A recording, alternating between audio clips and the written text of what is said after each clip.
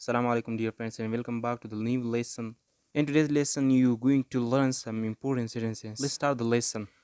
خواږو دوستان یو ځل بیا درته هرکلی وایم امید ده چې راته روغ او جوړ به وئ او تېر شوي درسونه به مو په غور سره زده کړي وي او ورباندې پوه شوي به وئ.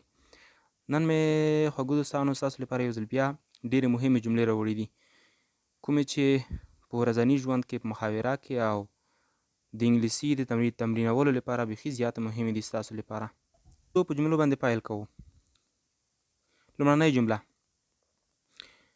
ملګرو یاده دې وي چې دغه جملې مې د سوال او د جواب په شکل نن راوړي دي ترڅو ستاسو تمرین ورسره وشي. لومړۍ جمله How many sons do you have? How many sons do you have?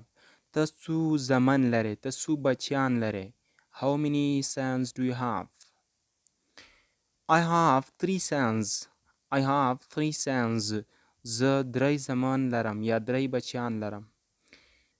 ملګرو د یادونه وړ ده چې په دغه ځای کې په how many سره پوښتنه شوې ده او how many چې کوم ځای کې پوښتنه ورباندې کیږي هغه د څومره معنا لري. څومره څومره سمه ده.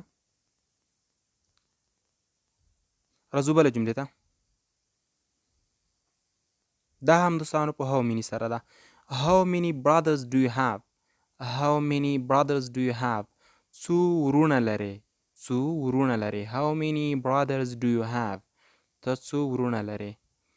جواب کې ورته ویل کیږي I have 2 brothers. I have 2 brothers.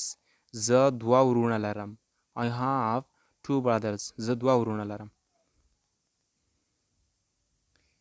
Is this work easy for you? Is this work easy for you? آیا دا کار ستا لپاره اسانه دی؟ Is this work easy for you? آیا دا کار ستا لپاره اسانه دی؟ جواب Yes, it is easy for me. Yes, it is easy for me. هو دا زما لپاره اسانه دی. Yes, it is easy for me. هو دا زما لپاره اسانه دی. یو ځل بیا د سره غور ورته کوئ. How many sons do you have? څو زامن لرې؟ I have 3 sons. زه 3 زامن لرم. I have 3 sons. زه 3 زامن لرم. How many brothers do you have? څو ورونه لرې؟ I have 2 brothers. I have 2 brothers. زه لرم. Is this work easy for you? Is this work easy for you? آیا دا کار ستا لپاره اسانه دی؟ Yes, it is easy for me.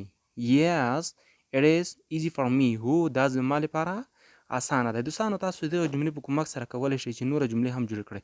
فقط دغه جملو ته تاسو ورته ګورئ او دغه څخه یوه د سټرکچر چال خو ما هسې درته ښودلی دی په مخکې ویډیوګانو کې. یوه سټرکچر یو فارمول ورڅخه جوړوئ او نور په هغې باندې یوه بله جمله جوړوئ تاسو.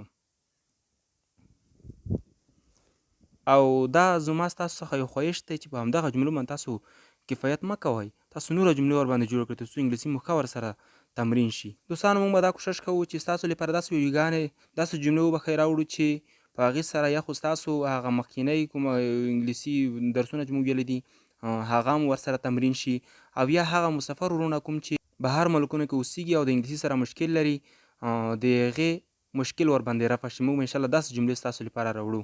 نو تاسو هم که چیرته کوم نظر پیشنهاد لرئ نو موږ ته یې په کمنټونو کې ولیکئ. انشاءالله موږ مو په خدمت کې یو. بس کوو دوستانو او په وروستیو کې له ستاسو څخه هم دا هیله کېږي که چېرته مو ویډیو خوښه شوي نو ویډیو درسره لایک کړئ او د ULD ټیچر یوټیوب چینل درسره سبسکرایب کړئ ترڅو هره ویډیو تاسو ته په اسانۍ سره در ورسیږي. او بل دوستانو که چېرته زموږ نورو ویډیوګانو ته لاسرسی غواړئ چې نوره د انګلیسي زده کړې د کورس نوره ویډیوګانو ته هم لاسرسی پیدا کړئ نو تاسو د ULD ټیچر یوټیوب چینل پروفایل عکس هغه تاسو کېکاږئ. له هماغه ځایه تاسو کولی شئ چې تاسو ته یوه صفحه راخلاصه شي او له هماغه صفحې څخه به تاسو د انګلیسي زده کړې نورو ویډیوګانو ته هم لاسرسی پیدا کړئ ډېره په اسانۍ سره. د اوس لپاره همدومره بس دی. د بیا لپاره د الله په امان and thank you very much for watching and for staying with me.